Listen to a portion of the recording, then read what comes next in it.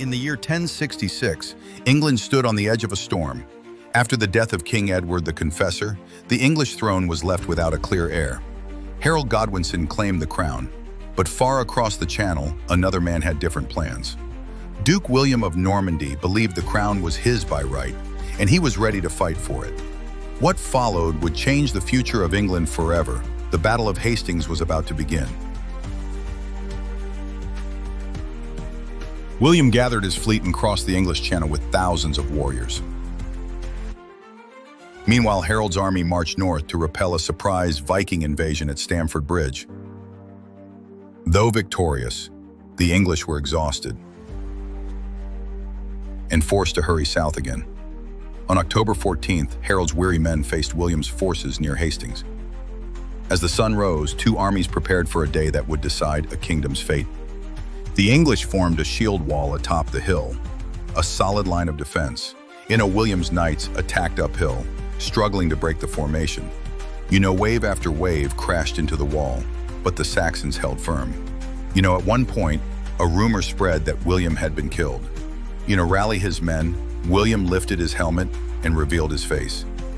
The Normans returned with renewed fury, hammering the English line. William's archers launched arrows high into the sky. Some of the English broke ranks and chased retreating Normans downhill. But it was a trap.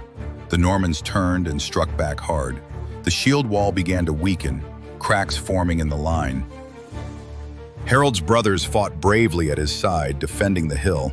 Blood stained the grass as the battle raged hour after hour. Both sides suffered heavy losses, but neither would yield. William ordered one last assault, with archers, cavalry, and infantry combined. The English line was breaking. The moment of decision had come. Amid the chaos, Harold was struck in the eye by an arrow. He fell where he stood, his warriors fighting to protect his body. The English resistance began to collapse without their king. Norman banners rose over the battlefield as their enemies scattered. Victory belonged to William. England had a new ruler. William marched toward London as frightened nobles debated their fate. The city surrendered without a fight, opening its gates to the Normans. On Christmas Day, 1066, William was crowned King of England in Westminster Abbey. A new era had begun. Norman rule would reshape the kingdom.